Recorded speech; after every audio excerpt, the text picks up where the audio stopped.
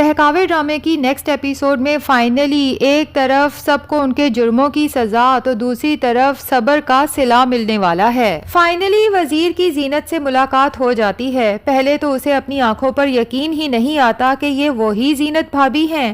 جسے وزیر نوکروں کی طرح زبیر کے گھر میں کام کرتے ہوئے دیکھتا تھا۔ بہرحال زینت کو زبیر کے بارے میں بتا دیتا ہے کہ کس طرح زبیر بھائی کے گھر والے اور اسلم سب مل کے انہیں لوٹنے پہ لگے ہوئے ہیں اور تقدیر نے زبیر بھائی کے ساتھ کتنا برا کیا ہے، جبکہ زبیر بھائی دن رات آپ کو اور بچیوں کو یاد کرتے ہیں، اور یہ بھی کہ زبیر بھائی ستارہ کو طلاق دے چکے ہیں اور اسلم نے زبیر بھائی کے سٹور اور گھر دونوں پہ قبضہ کر رکھا ہے۔ اور میں نے زبیر بھائی کو تو نہیں بتایا کہ وہ پہلے سے بہت ہرٹ ہے، مزید ہرٹ ہو جائیں گے، لیکن میں نے اسلم اور سدرا باجی کو باتیں کرتے سنا تھا۔ اسلم سدرا باجی کو زبیر بھائی سے مکان میں سے اپنا حصہ مانگنے اور سٹور اپنے نام کروانے کی پٹیاں پڑھا رہا تھا، اور کس طرح سدرا باجی کو اپنے جال میں پھنسانے کے لیے اس سے شادی کرنے والا ہے اور جھوٹی محبت کا جھانسا دے رکھا ہے،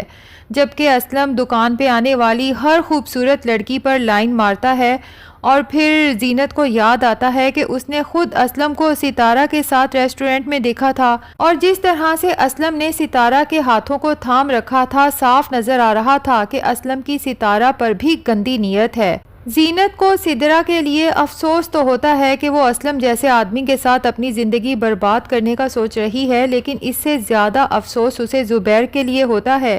کہ جس بہن اور ماں کے لیے زبیر ساری زندگی زینت کی بے عزتی کرتا رہا، اس مشکل وقت میں اس کی ماں اور بہن نے بھی زبیر سے نظریں پھیر لی ہیں۔ اب وزیر زینت کے آفس سے نکلتے ہوئے ایک بار پھر پر امید نظروں سے زینت کی طرف دیکھتا ہے اور پوچھ ہی لیتا ہے کہ کیا زینت بھابی آپ زبیر بھائی کو معاف کر دیں گی؟ کیا آپ ان کی زندگی میں واپس آئیں گی؟ جس پہ زینت خاموش رہتی ہے اور وزیر بیچارہ نا امید سا وہاں سے نکل جاتا ہے۔ البتہ اسے یہ تسلی ہو گئی کہ فائنلی زینت کا ٹھکانہ معلوم ہو گیا ہے۔ اب اگر زبیر بھائی زینت بھابی سے ملنا چاہیں گے تو وزیر سوچتا ہے کہ میں زبیر بھائی کو ہی یہاں لے آؤں گا۔ جب وہ خود زینت بھابی سے معافی مانگیں گے تو مجھے پورا یقین ہے کہ ان کی حالت دیکھتے ہوئے زینت بھابی انہیں معاف کرنے پر مجبور ہو جائیں گی۔ دوسری طرف اسلم تو کچھ اور ہی پلان بنا کے بیٹھا تھا، لیکن اس کے تمام پلانز پہ پانی پھرنے والا ہے، کیونکہ وہ سوچ رہا تھا کہ سدرا کو اسی طرح سے پاگل بنا کے پہلے کسی طرح سے زبیر کا سٹور اور مکان اپنے نام کروا لیتا ہوں، اور اس کے بعد سدرا کو چھوڑ کے ستارہ سے شادی کروں گا اور باقی کی زندگی ایک خوبصورت لڑکی کے ساتھ عیش کی گزاروں گا۔ لیکن جب سدرا گھر میں واویلا مچاتی ہے اور اپنی ماں سے کہتی ہے کہ اسلم سارا دن سٹور سنبھالتا ہے اور پھر بھی زبیر بھائی اسلم کے ساتھ اتنے بری طرح سے پیش آتے ہیں، اس سے ہر مہینے سٹور کا حساب کتاب ایسے مانگتے ہیں جیسے اسلم اس گھر کا ملازم ہو، آخر آپ لوگ یہ بھول کیوں جاتے ہیں کہ اسلم ملازم نہیں بلکہ اس گھر کا ہونے والا داماد ہے؟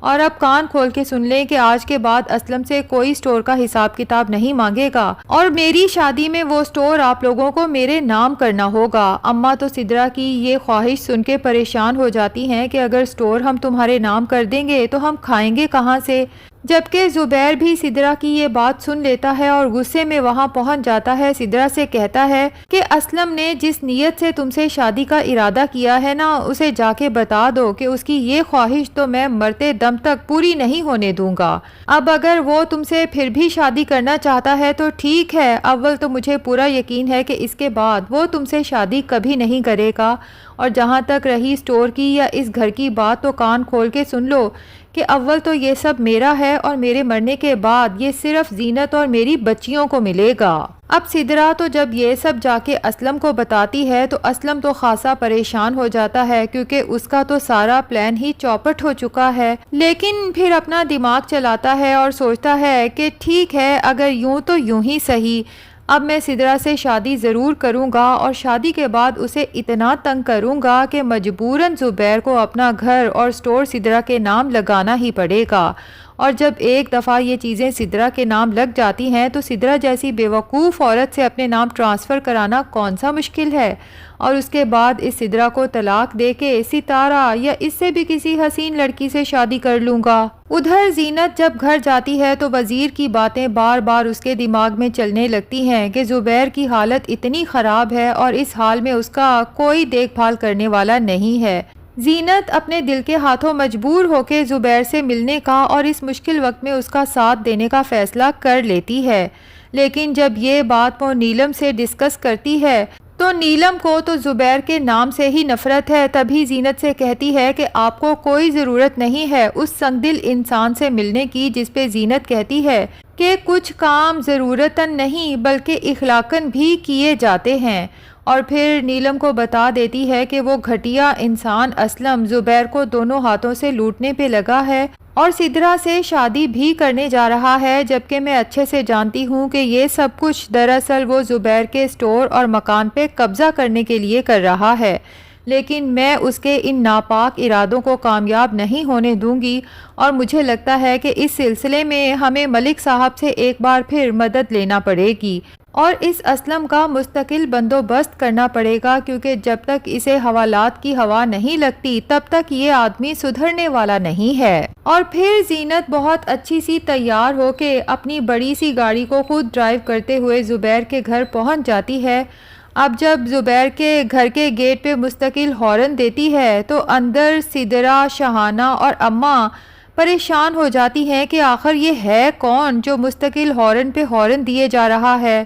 جبکہ چوکیدار جب دروازہ کھولتا ہے تو ایک چمچماتی ہوئی گاڑی اندر داخل ہوتی ہے، اور پھر جب گاڑی سے زینت نکلتی ہے تو یہ تینوں اسے دیکھ کے ہکا بکا رہ جاتی ہیں، اور زینت کی پرسنالٹی اتنی رعبدار ہوتی ہے کہ ان سب کے منہ تو یوں بند ہو جاتے ہیں کہ چاہ کے بھی زینت کو گھر کے اندر داخل ہونے سے نہیں روک سکتی، جبکہ زینت بلند آواز سے کہتی ہے کہ میں زبیر سے ملنے آئی ہوں، اور اپنے کمرے میں اداس بیٹھا زبیر جب زینت کی آواز سنتا ہے تو اسے تو اپنے کانوں پر یقین ہی نہیں آتا، اور زینت سیدھی زبیر کے پاس پہنچ جاتی ہے۔ اتنے عرصے بعد زبیر کو دیکھتی ہے تو پہچان ہی نہیں پاتی، کیونکہ زبیر برسوں کا بیمار اور بوڑھا لگ رہا ہے۔ زبیر کی یہ حالت دیکھ کے زینت کی آنکھوں میں تو آنسو آ جاتے ہیں، جبکہ زبیر رو رو کے زینت سے اپنے کیے کی معافی مانگتا ہے کہ وہ رشتوں میں انصاف نہیں کر سکا، بلکہ اپنے رشتوں کو ٹھیک سے سمجھ ہی نہیں سکا، اور آج بھی اگر میری بینائی نہ جاتی تو شاید میں رشتوں کی اصلیت کو دیکھنے سے آج بھی قاصر رہتا۔ اور پھر بچیوں سے ملنے کی خواہش کا اظہار کرتا ہے۔ زینت جو زبیر کی آنکھوں میں آنسو دیکھ ہی نہیں سکتی، اس کے ہاتھ تھام کے کہتی ہے کہ زبیر،